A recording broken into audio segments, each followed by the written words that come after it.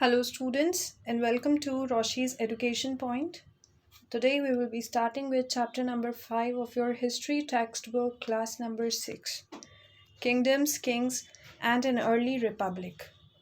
Election Day.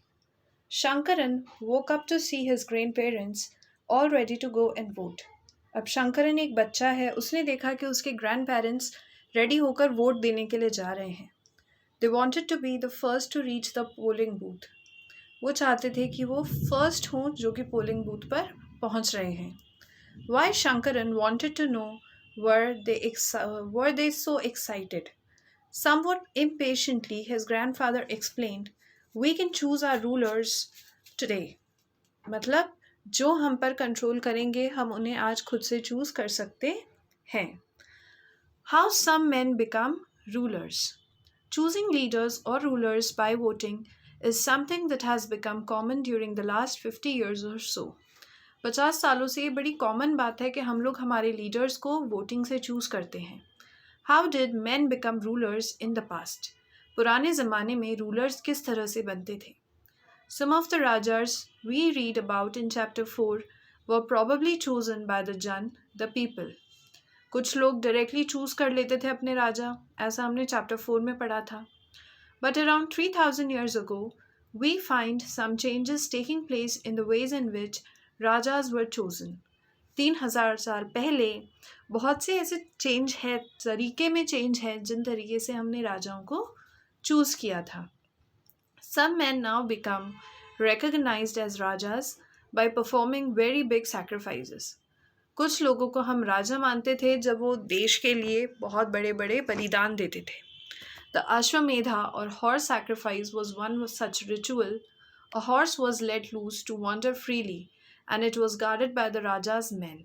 एक घोड़े को छोड़ दिया जाता था घूमने के लिए और उसके आसपास उसकी रखवाली करने के लिए राजाओं के सिपाही को छोड़ दिया जाता था. If the horse wandered into the kingdoms of other rajas and they stopped it, they had to fight. अगर उस हॉर्स ने किसी और राजा के किंगडम में जाकर रुक गया तो उन दोनों राजाओं को लड़ाई करनी पड़ती थी. If they allowed the horse to pass, it meant that they accepted that the Raja who wanted to perform the sacrifice was stronger than them. अगर नए वाले किंगडम के राजा ने घोड़े को नहीं रोका और उसको जाने दिया तो ये माना जाता था कि राजा ये एक्सेप्ट कर रहा है कि सामने वाला राजा उससे ज़्यादा ताकतवर है और इस वजह से वो उससे लड़ाई नहीं कर सकता है और वो घोड़े को जाने दे रहा है. These rajas were then invited to the sacrifice which was performed by specially trained priests who were rewarded with gifts.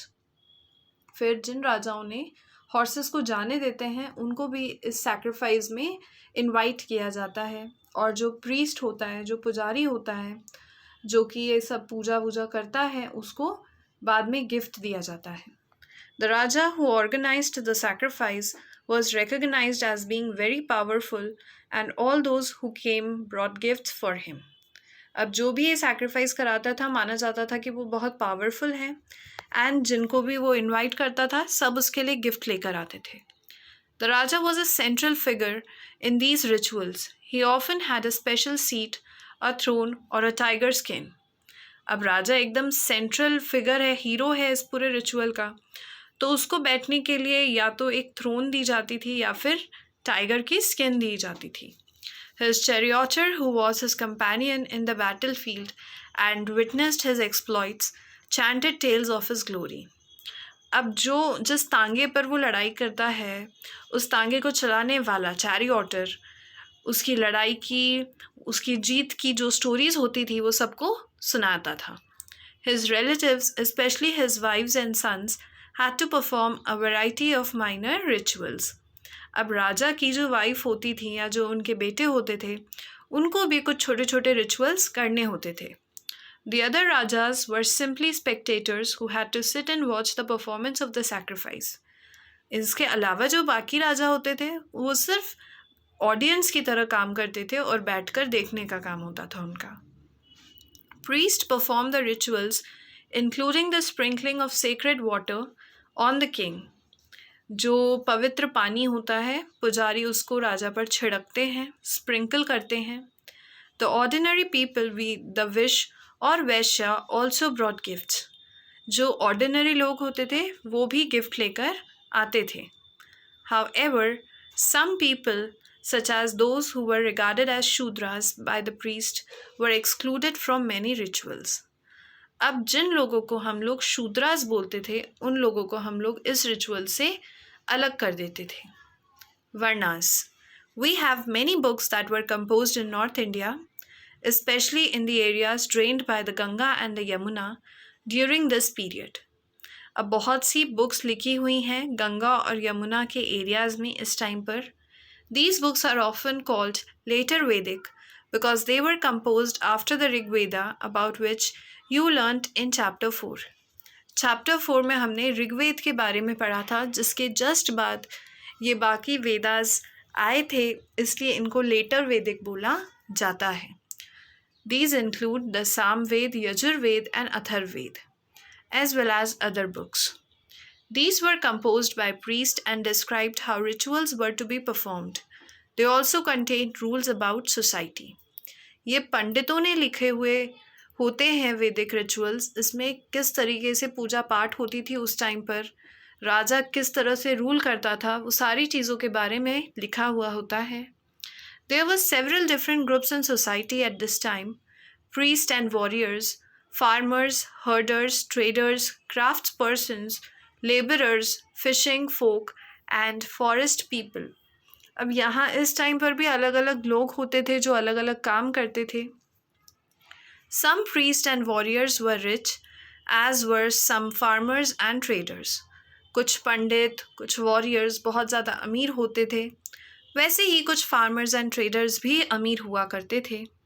Others, including many herders, craftspersons, laborers, fishing folk and hunters and gatherers, were poor. कुछ लोग यहाँ पर भी गरीब भी होते थे. आज के टाइम पर भी यही होता है, कुछ अमीर लोग होते हैं और कुछ गरीब लोग होते हैं. The priest divided people into 4 groups called Varnas. अब जो प्रीस्ट हैं, पंडित हैं, उन्होंने लोगों को 4 अलग अलग ग्रुप्स में डिवाइड कर दिया है जिनको हम वर्णा बोलते हैं. According to them, each varna had a different set of functions. अब हर वर्णा के लोगों का अलग अलग काम होता है. The first varna was that of the Brahmins. Brahmins were expected to study the Vedas, perform sacrifices and receive gifts. Brahmins सबसे पहले वर्णा है. इनका काम होता है पढ़ाई करना और दूसरों को वेदास के बारे में बताना, सैक्रिफाइसेस परफॉर्म करना और गिफ्ट्स को रिसीव करना. In the second place were the rulers, also known as Kshatriyas. They were expected to fight battles and protect people. Second place में आ रहे हैं हमारे रूलर्स जिनको हम क्षत्रिय बोलते हैं. इनका काम होता था बैटल्स में लड़ाई करना और लोगों को प्रोटेक्ट करना. थर्ड वर द विश और the वैश्यास. They were expected to be farmers, herders, and traders. Both the Kshatriyas and the Vaishyas could perform sacrifices. ये लोग farmers, herders या traders होते थे. Kshatriyas and Vaishyas दोनों sacrifices perform कर सकते हैं. Last were the Shudras, who had to serve the other 3 groups and could not perform any rituals. Shudras सबसे लोअर कैटेगरी मानी जाती थी और ये कोई भी रिचुअल परफॉर्म नहीं कर सकते थे. Often women were also grouped with the Shudras. Both women and Shudras were not allowed to study the Vedas. Women's को भी हम शुद्रा मानते थे और इनको भी हम लोग रिचुअल्स करने नहीं देते थे और वेदास को स्टडी भी नहीं करने देते थे. The priest also said that these groups were decided on the basis of birth. ये हमारे बर्थ से डिसाइड हो जाते हैं ग्रुप्स, ऐसा प्रीस्ट ने बोला था. For example, if one's father and mother were Brahmins, one would automatically become a Brahmin and so on. अगर आपके मम्मी पापा ब्राह्मण हैं तो आप भी ब्राह्मण की कैटेगरी में ही आएंगे. Later they classified some people as untouchable. फिर बाद में इन्होंने कुछ लोगों को अनटचेबल्स के कैटेगरी में भी डालना शुरू कर दिया. अनटचेबल्स वो होते हैं जिनको हम नहीं छूते हैं. These include some craft persons, hunters and gatherers, as well as people who helped perform burials and cremations. जो जब डेड बॉडीज़ को जलाने का काम होता है या उन्हें दफनाने का काम होता है, जो लोग ऐसे काम करते थे हम उनको फिर टच नहीं करते थे. The priest said that the contact with these groups was polluting. Many people did not accept the system of Varna laid down by the Brahmins. अब प्रीस्ट का मानना होता था कि ऐसे लोग हमें गंदा कर देते हैं और इस वजह से हमें इनको टच नहीं करना चाहिए. बहुत से लोगों को ये वर्णा सिस्टम अच्छा नहीं लगता था जो कि ब्राह्मण्स ने अडॉप्ट करवाया था. Some kings thought they were superior to the priest.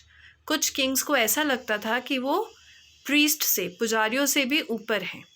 Others felt that birth could not be a basis for deciding which Varna people belonged to. कुछ लोगों का मानना ये था कि वर्णा तो ठीक है, लेकिन बर्थ से आप लोग जो डिसाइड कर रहे हो वो गलत बात है. Besides, some people felt that there should be no differences amongst people based on occupation. काम के बेसिस पर हमें लोगों को डिवाइड नहीं करना चाहिए. कुछ लोगों का मानना ये भी था. Others felt that everybody should be able to perform rituals. कुछ लोग तो ये भी मानते थे कि रिचुअल्स परफॉर्म करने का राइट सबके पास होना चाहिए. And others condemned the practice of untouchability. कुछ लोगों को ये जो अनटचेबिलिटी की प्रैक्टिस है ये भी अच्छी नहीं लगती थी.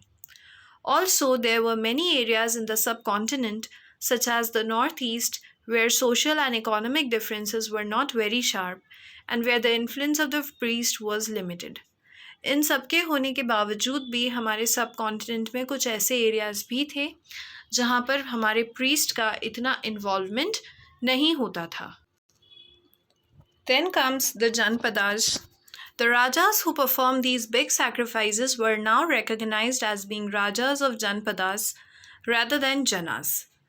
अब जनास लोगों को हमने जनपदास बोला गया और उन पर जो कंट्रोल करता है उन्हें हमने राजा बोल दिया. The word Janpada literally means the land where the Jans set its foot and settled down. जहाँ लोग रहने लग गए उस लैंड को हम जनपदा बोलते थे. Some important Janpadas are shown on map number 4.